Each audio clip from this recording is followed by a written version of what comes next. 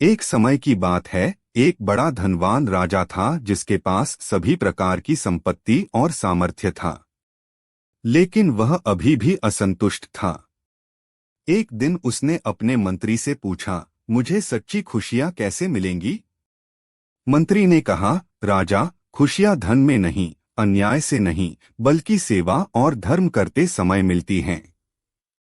राजा इसे सुनकर चिंतित हो गया और वह धर्म की खोज में निकल गया। एक दिन वह एक गरीब आदमी को देखा जो अपने पुराने माता पिता को देखभाल कर रहा था। उसने उसके पास जाकर पूछा, तुम इतने खुश क्यों हो?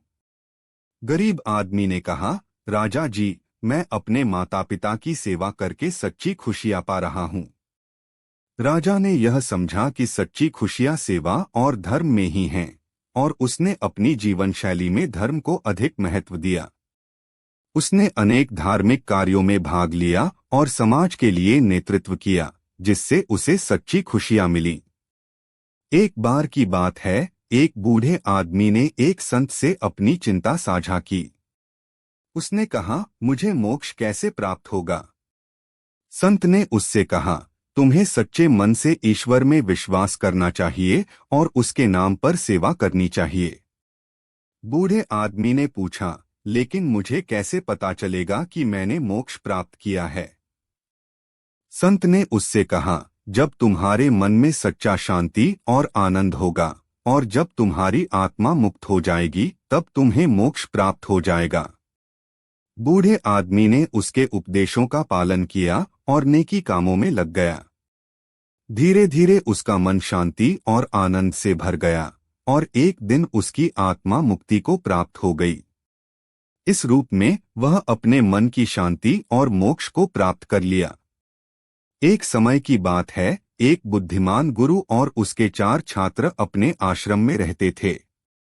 गुरु ने एक दिन अपने छात्रों को एक दिव्य दृष्टि प्राप्त करने के लिए कठिन साधना दी। पहले 2 छात्रों ने बहुत सारी प्रयासों के बावजूद अपने लक्ष्य को हासिल नहीं किया। लेकिन तीसरा छात्र विश्वास और संग्रह के साथ, सच्ची निष्ठा के साथ, धैर्य और समर्पण के साथ अपनी साधना में लगा रहा।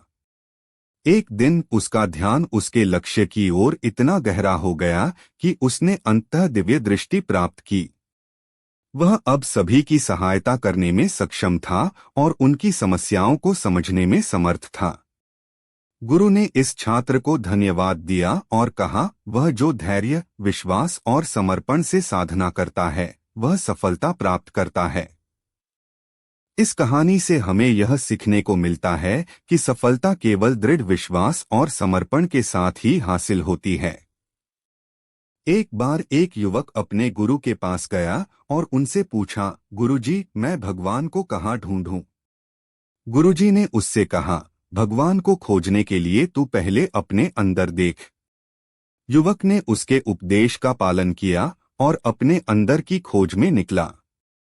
वह दिन रात गहने के अंदर, दिल के अंदर, समाज में और हर जगह खोजता रहा, परंतु भगवान की प्रतीति नहीं हुई। थक कर उसने फिर अपने गुरु के पास आकर कहा, गुरुजी, मैंने भगवान को नहीं ढूंढ पाया। गुरुजी ने मुस्कुराते हुए कहा, बेटा, जब तू एक प्राणी की सेवा करता है तो वहां भगवान होते हैं। जब तू दुखी को आराम देता है तो भगवान होते हैं। भगवान को ढूंढने के लिए तू बस अपने भीतर की दया, प्रेम और सेवा को देख। युवक ने गुरुजी के उपदेश का पालन किया और उसने अपने अंदर की खोज की। वह समझ गया कि भगवान सभी में विद्यमान हैं और सेवा, प्रेम और दया के माध्यम से वह भगवान को प्राप्त कर सकता है। एक बार की बात है, एक बड़ी सभा में एक युवक ने गुरुजी से पूछा, क्या धर्म का असली अर्थ क्या है? गुरुजी ने उससे कहा, चलो हम एक छोटी सी कहानी के जरिए यह समझते हैं। एक दिन एक गरीब आदमी ने अपने घर के सामने एक पत्थर पर धर्म शब्द लिखा देखा। वह उस पत्थर को उठा ले गया और उसे अपने घर में रख दिया। एक धनी व्यक्ति ने उसे देखा और विचार किया, धर्म तो धन, स्थिति या शक्ति में नहीं है। उसने फिर उस पत्थर को रास्ते में रख दिया। एक पंडित ने उसे देखा और कहा, धर्म तो ज्ञान, विचार और शिक्षा में होता है।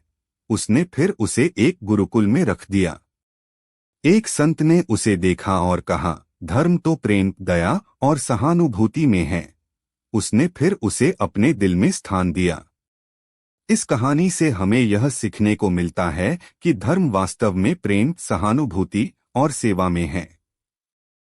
यह वह भाव है जो हमें सभी को सम्मान और प्रेम से देखने की प्रेरणा देता है। एक बार की बात है, एक छोटे से गांव में एक बड़ा परिवार रहता था। उनके पास एक अत्यंत उत्कृष्ट मुख्यालय था जिसमें वे देवी देवताओं की पूजा करते थे। एक दिन गांव में भूखंड हो गया और सभी लोगों को अपने घरों को छोड़कर गांव छोड़ने के लिए मजबूर हो गए। लेकिन यह परिवार नहीं गया। उन्होंने अपने मुख्यालय के द्वार पर रुककर देवी माँ से बोला, हे माँ, हम तुम्हारे आशीर्वाद के बिना नहीं जा सकते। हम तुम्हें छोड़कर कहीं नहीं जा सकते। देवी माँ ने उनकी भक्ति को देखकर उन्हें धन्यवाद दिया और उनकी गरीबी को दूर करने के लिए उन्हें धन और सुख दिया। इस कहानी से हमें यह सीखने को मिलता है कि जब हम परमात्मा की शरण में हैं और उसके प्रति विश्वास रखते हैं तो वह हमें हमेशा संरक्षित रखता है और हमारी समस्याओं का समाधान करता है। एक बार की बात है, एक गांव में एक बुजुर्ग ब्राह्मण रहते थे। वे बहुत ही भोले और साधु निश्चय के साथ थे।